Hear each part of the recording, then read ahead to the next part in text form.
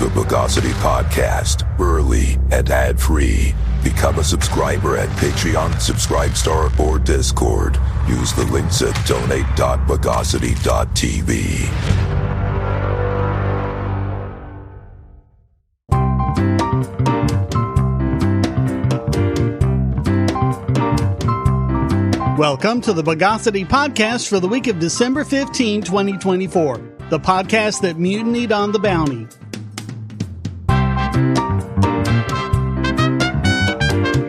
This is your host, Shane Killian. This is the final regular edition for 2024 until the new year, when we review all of this all over again and see who is 2024's Idiot of the Year. So make sure you go to the Discord and get your nominations in. Until then, let's atomize the news of the bogus. The FBI seems to be singing a different tune about encryption now that a massive hacking campaign originating in China called Salt Typhoon was instigated against AT&T, Lumen, and Verizon, taking advantage of the fact that text communications aren't in any way secure, as we've repeatedly covered. So now, U.S. officials are actually recommending encrypted messaging apps to securely communicate. Jeff Green, Executive Assistant Director for Cybersecurity at CISA, said, quote, "Our suggestion, what we have told folks internally, is not new here. Encryption is your friend, whether it's on text messaging or if you have the capacity to use encrypted voice communication. Even if the adversary is able to intercept the data, if it is encrypted, it will make it impossible." The telecom compromise is so massive in scope that there's no telling when, if ever, it'll be remediated.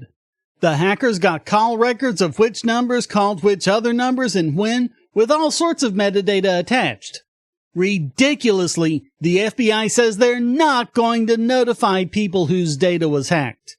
Except, of course, for people like Donald Trump, Kamala Harris, and Chuck Schumer, who reported that they were told their campaigns as well were notified that they'd had information stolen.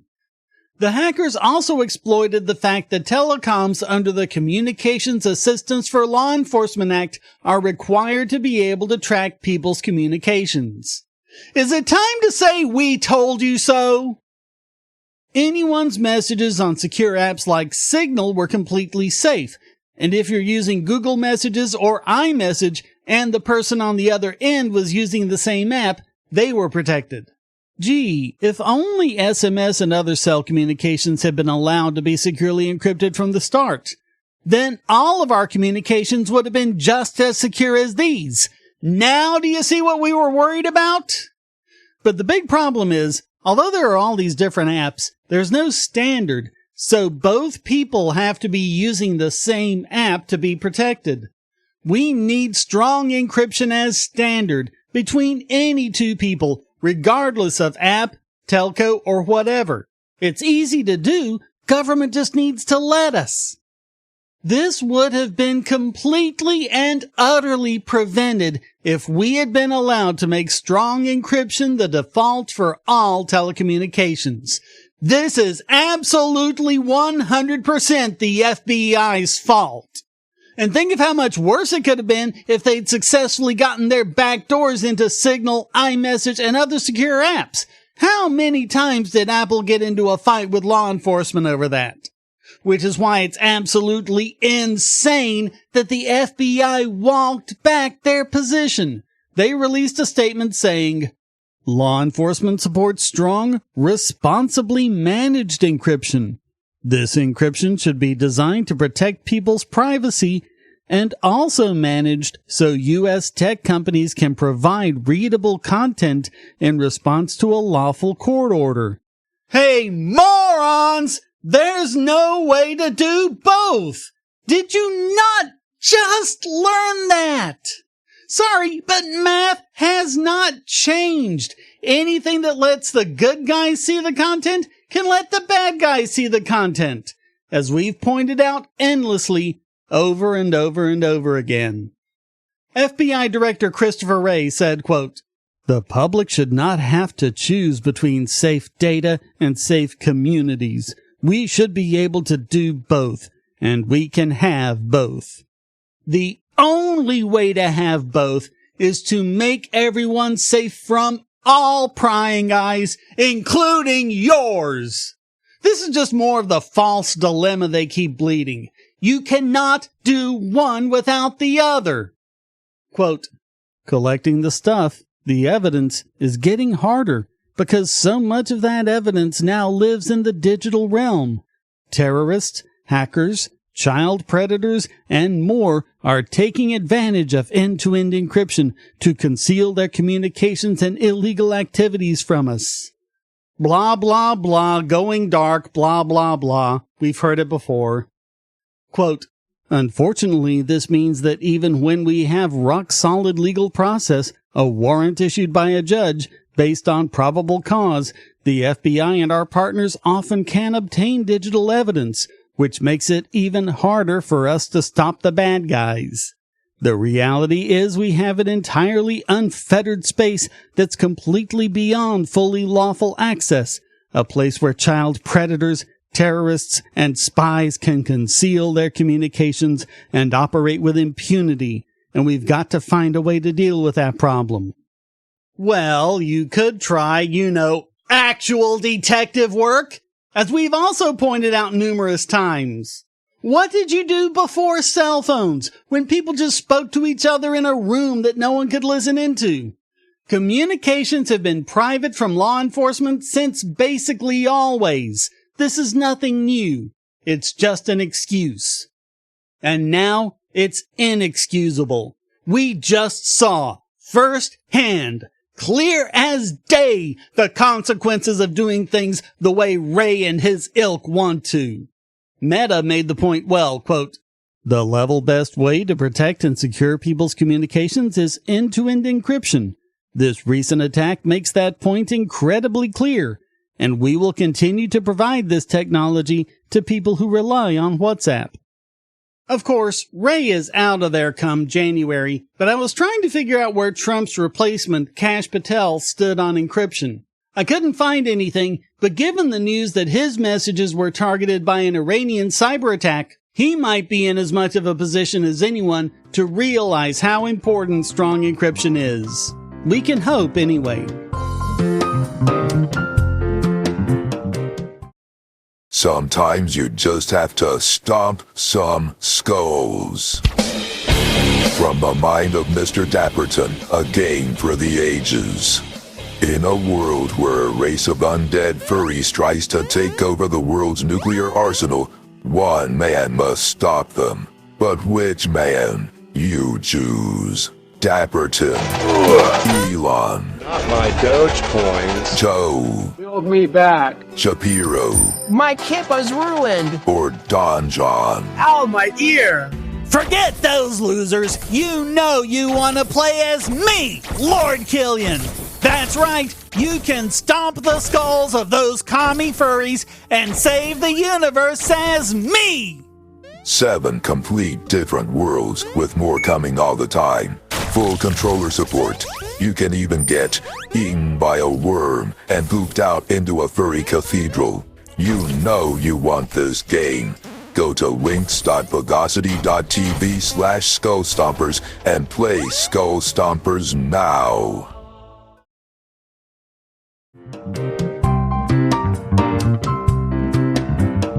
One thing Trump has said he'd do over and over again is mass deportation of illegal immigrants. The problem is, even if you agree that illegals should be deported, this will mean all sorts of knock-on issues we may not be ready for, and Trump may not even be aware of. Certainly his supporters aren't.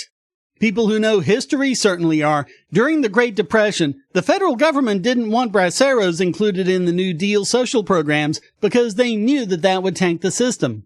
So 1 million of them were deported, and guess what? 60% of them were U.S. citizens. Yes, they were citizens who were the descendants of Mexicans. And we know what Trump has said about wanting to end that sort of citizenship, even though it's guaranteed by the 14th Amendment. And then there's the highly racist Operation Wetback.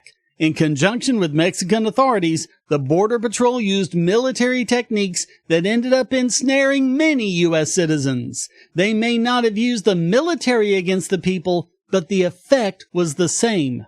They raided Mexican-American neighborhoods, demanded ID from citizens who looked Mexican, papers please, harassed Mexican businesses, and even raided private homes in the middle of the night. If you act like a military, you should be considered to be the military and prohibited from acting under posse comitatus. The Constitution guarantees everyone due process. They can't just grab people off the street. They can't go around hounding people, entering their homes, molesting their businesses. Anytime such force is used by government, it ends up being anything but the precise surgical operation it promises to be.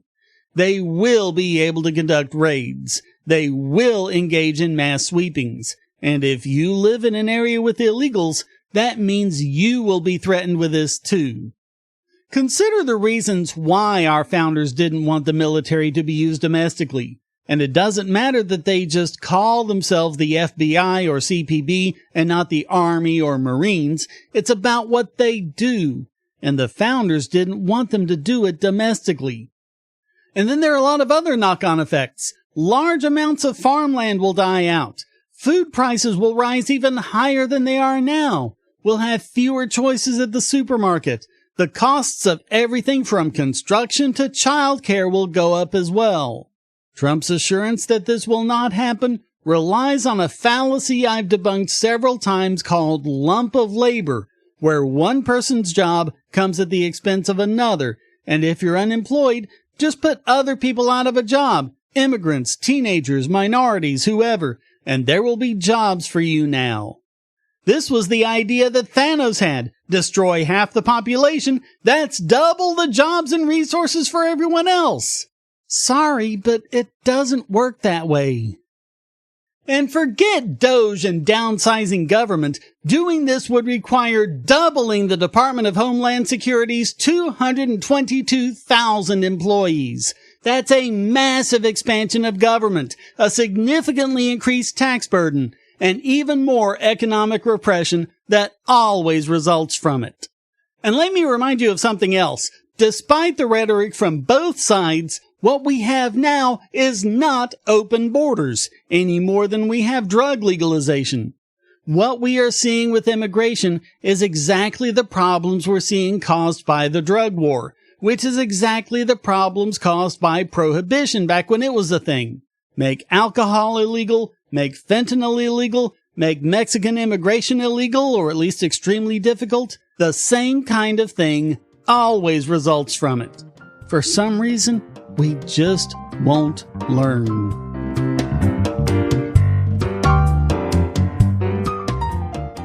If you're on the Wi-Fi in a coffee shop or hotel, anyone on that network can get your traffic. Do you really trust all of those strangers? For that matter, do you really trust your ISP? A VPN can protect you from prying eyes, disguise your location, and even foil government censors. It's essential in this day and age, so go to vpn.bogosity.tv and you'll be taken to BoxPN. Starting at just $2.99 a month, you can get unlimited high-speed connections to VPN servers all over the world, and they don't log connections, so your privacy is assured. Traveling abroad, just VPN home, and don't worry about what those other governments are doing. Back at home, stop your ISP from traffic shaping and messing with the quality internet access you're paying good money for. You can connect from multiple machines at once, including your smartphone or tablet, and it supports all the secure standards, including OpenVPN and SSTP.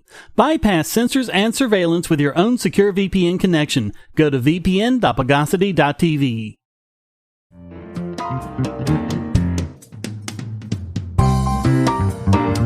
When you're talking about the innocent getting swept up in systems meant to protect people on a massive scale, you wouldn't think about the basically harmless gaming website itch.io getting its entire domain name taken down because of fraud and phishing. But for a little bit of time at least, that's exactly what happened. And yes, we're talking about the DMCA takedown procedure, which is supposed to have a clear step-by-step process you go through. Anyone who's been through it, including yours truly, can tell you what a bunch of crap that is. Despite the law supposedly having accountability for those who would abuse it, as I've been pointing out this entire century, it's basically written so it has no teeth. So in effect, the system is greatly weighted towards allowing reckless or even malignant entities to make all the bogus takedown notices they can without consequence, including things they're explicitly not supposed to do, like using it to enforce trademarks or escalating the complaint to allegations that go way beyond mere copyright infringement. In this case, it's the Funko Pop people who had itch.io taken down over a bogus accusation of phishing. Last Sunday around 2 a.m., and don't you love how they always seem to do it at such an inconvenient time? Itch.io tweet-exed, I kid you not, itch.io has been taken down by Funko because they use some trash AI-powered brand protection software called Brand Shield that created some bogus phishing report to our registrar, I Want My Name, who ignored our response and just disabled the domain. Even now, it's not exactly clear what happened. Itch's Lifo explained, quote, I'm the one running itch.io, so here's some more context for you. From what I can tell, some kid made a fan page for an existing Funko Pop video game, Funko Fusion, with links to the official site and screenshots of the game. The Brand Shield software is probably instructed to eradicate all unauthorized use of their trademark, so they sent automated reports to our host and registrar claiming there was fraud and phishing going on, likely to cause escalation instead of doing the expected DMCA cease and desist. And on X, they explained, for transparency, we did take the disputed page down as soon as we got the notice because it's not worth fighting stuff like that. Regardless, our registrar's automated system likely kicked in to disable the domain since no one read our confirmation of removal. According to Lifo, this was the only abuse report they ever received, and yet their domain's EPP status was set to server hold, which makes the entire domain inaccessible until the hold is removed. Lifo ultimately blames Brand Shield, who is trying to do what TechDirt's Mike Masnick has always pointed out was impossible to do well at scale. Now, apparently they're trying to use AI as a magic bullet without any human doing any sort of reality check. And Itch isn't the only one. A Google transparency report shows a request that Google take down over 30 domains, one of which was presumably itch.io. Google took no action on 100% of them. There wasn't a single one that Google found to be valid. A couple hours later, Itch tweeted that they were just going to wait it out and gave the IP address for people who wanted to add it into their hosts file temporarily to access the site.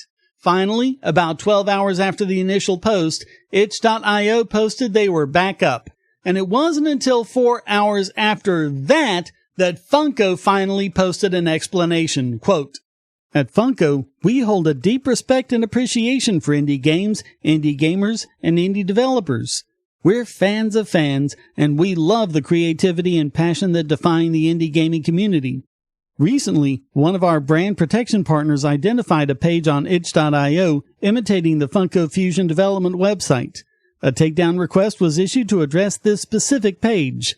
Funko did not request a takedown of the itch.io platform, and we're happy the site was back up by this morning. We have reached out to itch.io to engage with them on this issue, and we deeply appreciate the understanding of the gaming community as the details are determined. Thank you for sharing in our passion for creativity. Okay, so it wasn't much of an explanation after all.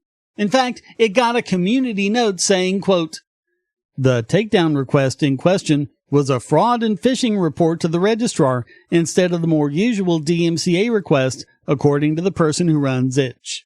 And they didn't explain why, more than an hour before they made the post, they told Lifo's mother. He tweeted, This is not a joke. Funko just called my mom, and posted a screenshot of a text from his mother saying, quote, Got a strange call from a company about accusatory statements on your social media account. Call me.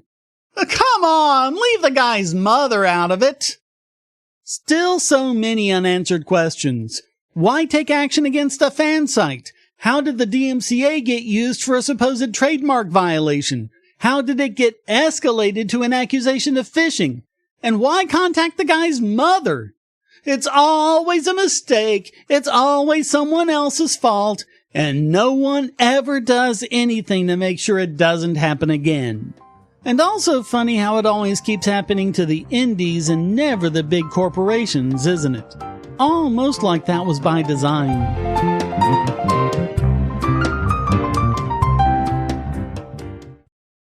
Do you have children, or nieces or nephews? Are you homeschooling, or just want to counter some of the socialist indoctrination most children get in school? If so, go to Bogosity.tv/TuttleTwins, and you'll be taken to a website where you can get some great books for elementary-aged children.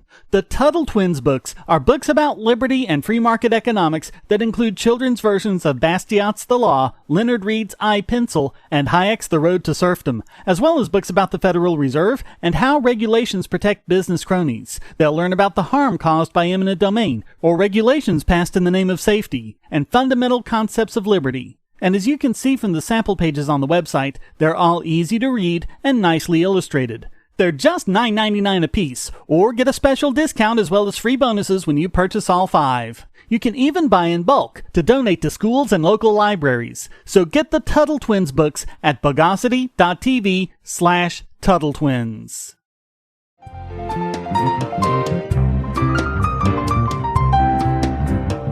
And now it's time to pre-equilibrate this week's biggest Bogon emitter. And again, we have to give it to the news media for what anyone can only conclude to be a deliberately coordinated lie about a report from the DOJ's Office of the Inspector General regarding the question of just how many agents and informants they had on the ground during the J6 riots and how many of them participated. The headlines basically went as follows. CNN: no undercover FBI agents were at the January 6 U.S. Capitol riot. Politico: FBI didn't deploy undercover agents on Jan 6. USA Today: no FBI informants were sent to the Capitol on Jan 6. The Hill: no FBI undercovers at Capitol on Jan 6. MSN: watchdog shoots down MAGA's big Jan 6 conspiracy about FBI involvement. The Independent: no evidence undercover FBI agents joined Capitol riots despite ongoing conspiracy theories, watchdog finds. And I can keep going on and on and on like this. That was the only story you got from the mainstream media. And it's not even remotely close to what the report actually said. This is a question that's been going on since it happened, because there's been a ton of evidence that the FBI, DOJ, DHS, and other agencies had informants and perhaps even agents there, and some of them may have even been the instigators of the riot and breach of the Capitol building. They've just been taking their own sweet time releasing the report, and are now finally releasing it almost 4 years later, when a lot of them know they're going to be replaced by people who have different motives in what they want to uncover. Quote, in spring of 2022, the OIG paused aspects of our review to ensure that the OIG's investigative work did not conflict with or compromise any ongoing DOJ criminal investigations or prosecutions. Having been informed by federal prosecutors last year that our review would no longer potentially interfere with pending criminal prosecutions, we resumed our work on this matter. Yes, isn't that nice? They let themselves pause investigating themselves while they themselves did the work that they themselves would later review. What we want to know is, how many people connected to the federal government as a whole, not just FBI, but DOJ, DHS, and the rest, were there at J6, and how many of them felt empowered to act, at the very least, with a reduced fear of arrest and indictment? But note how narrowly they draw these lines. Quote, we found no evidence in the materials we reviewed or the testimony we received showing or suggesting that the FBI had undercover employees in the various protest crowds or at the Capitol on January 6.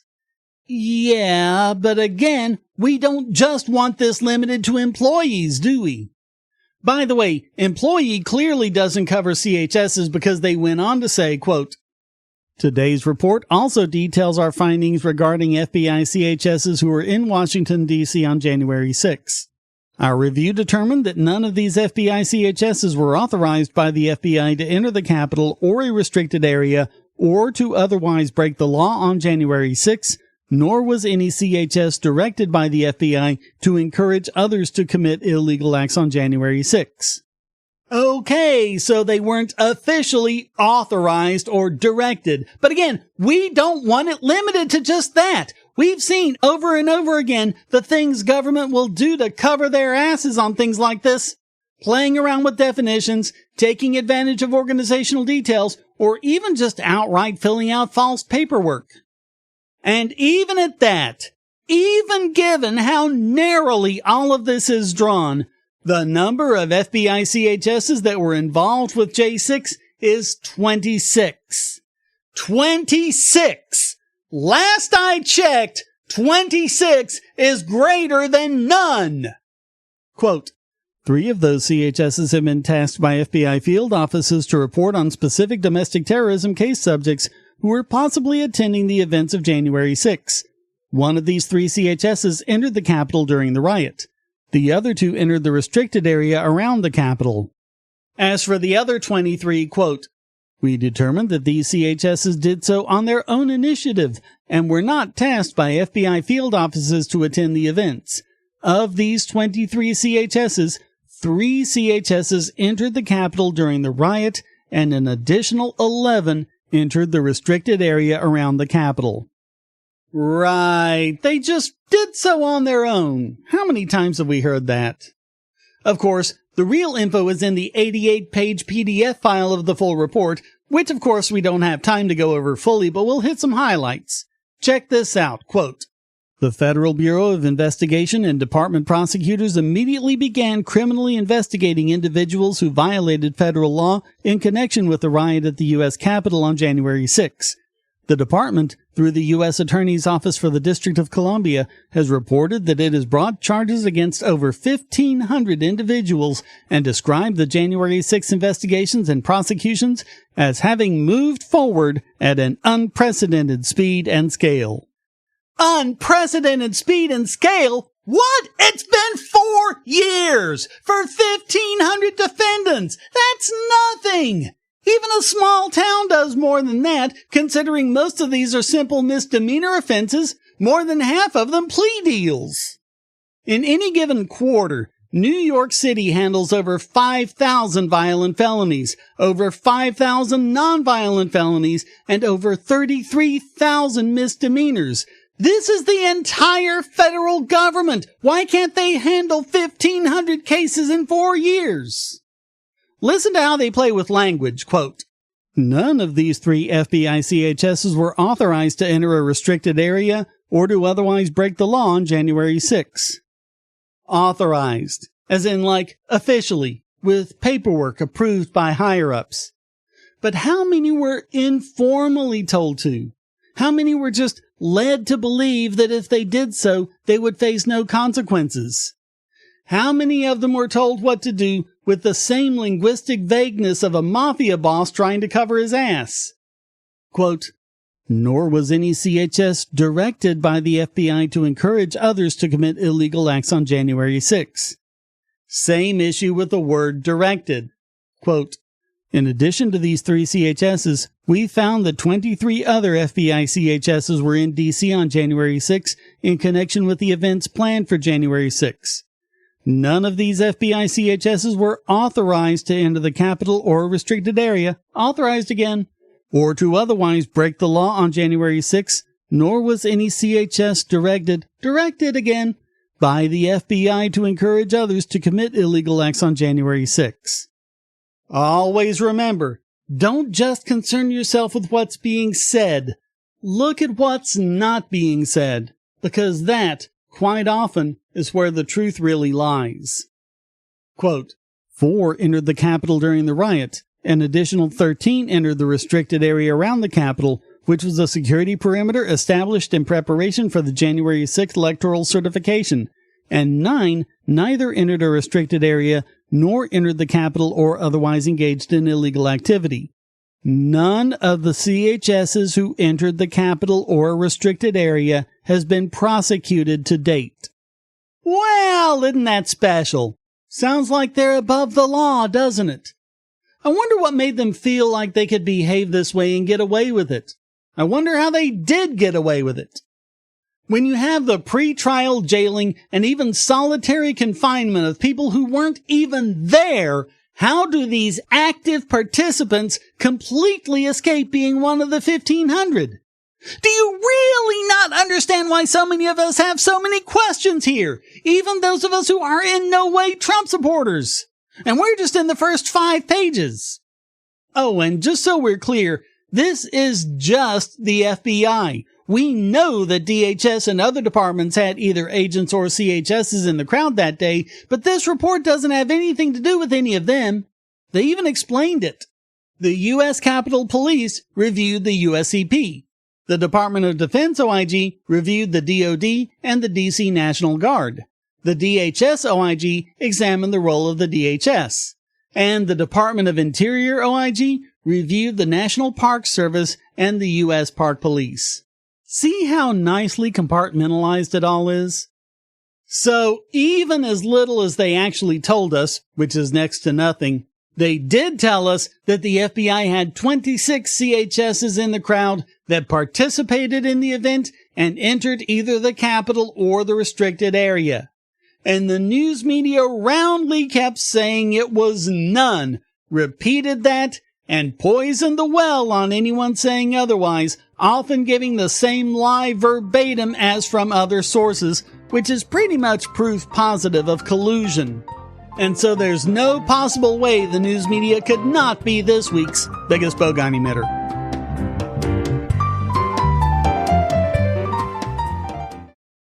I want to tell you about the eyeglasses I've been wearing for years. As people can see on my videos, I have a very strong prescription, which makes glasses more expensive, especially when I need computer glasses, reading glasses, prescription sunglasses, and most expensively, progressive lenses for general everyday wear. To save money while still getting quality glasses, I get them from Firmoo. In fact, I just got a pair of progressives with high-index aspherical lenses and a nice pair of frames my wife loves for just over $100. It would have been $500 to get them through my eye doctor. Not only do they look good, the glasses are durable. I've worn many pairs for several years without problems. All orders come with a 30-day return policy, a 3-month warranty, and one-on-one customer service. Go to Firmoo, that's FIRMOO.Bogosity.tv anytime you need quality glasses at a low price. Once again, that's Firmoo.Bogosity.tv.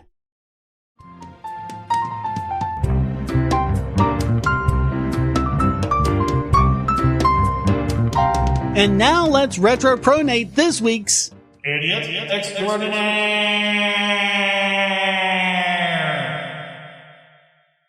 It's pretty much clear to everyone in our society today that if you have to resort to violence to make your point probably isn't worth making. And especially if you're someone who's spent years making a big deal of violence, real or imagined, by the other side, you'd have to be seriously out of touch with your sensibilities to advocate it. And yet, we see people do it. And we'll probably always see people do it. And right now we're seeing it done by Alexandria Ocasio-Cortez. It's part of a wave of advocacy of violence from the extreme left in the wake of the cold-blooded murder of United Healthcare CEO Brian Thompson, apparently by one Luigi Mangione. She told reporters, "This collective American experience, which is so twisted to have in the wealthiest nation in the world, all of that pain that people have experienced is being concentrated on this event. For anyone who is confused or shocked or appalled, they need to understand that people interpret and feel and experience denied claims as an act of violence against them." They feel that it's violence. And as we know from what AOC has said in the past, facts don't matter when you feel you're morally right. So long as you feel that it's violence, it is. Never mind the fact that Mangione was never even insured by United Healthcare. And when we kind of talk about how systems are violent in this country, in this passive way, our privatized healthcare system is like that for a huge amount of Americans. Oh, it's passive violence. A whole new kind of violence, which means you get to execute people in the street over it. I don't know how it's any kind of violence for someone to say they don't want to pay for something you had done, especially a wealthy Ivy League elite like Mangione. Of course, this is from the side of the aisle that claims that words can be violent, or even silence is violence, so I guess this isn't really a stretch for them. Of course, it's hardly the case that her beloved government-run healthcare doesn't have these problems. In fact, there are far more horror stories with Medicare than there are with any insurance company. And we've covered at length horror stories with the Canadian healthcare system, the NHS, the healthcare system in Sweden, and many others. Last week, a Montreal man suffered an aneurysm. He had posted on X, "Had a bit of a health scare last night, but thankfully it wasn't a heart attack. Not sure what it was though, because once they made sure I wasn't dying, I was thrown out into the waiting room, and 6 hours later I said fuck it and went home. Canadian healthcare, folks, best in the world." He died the next day. Some cases like that catch fire on the internet, but there are far many more that go unheard.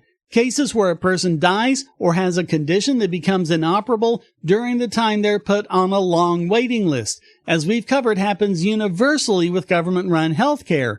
As the Fraser Institute just pointed out with a report showing that wait times in Canada are the longest they've ever been, in some provinces as much as 70 weeks, and that's the time from a procedure being ordered to when you get it, not including the time it takes to get in to see your doctor to begin with. In fact, only 4 provinces were at or below the national 30-week wait limit, with none being lower than 23 weeks, about a 5-month wait. But don't expect anything to be fixed when they can just blame the other party. That's what happens when you can't just choose another provider. All of this is just horrible, made horrible by the fact that a lot of people are agreeing with her about this. So there are really 2 possibilities. She'll lose support for this, which means she won't be in Congress much longer if the memory of this is retained into the next election. Or she'll gain support, which means her supporters will be violent people. Which can only mean that none other than AOC is this week's Idiot Extraordinaire.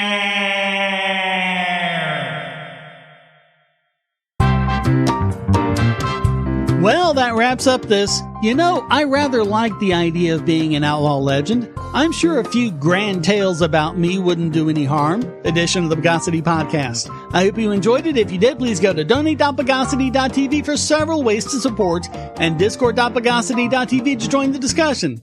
Subscribe at the Discord or at Patreon or Subscribestar, and you can listen early and ad-free. Thank you for listening. Remember, this is the last edition for 2024, so we'll see you in the new year. Until then, here's a quote from Ron Paul.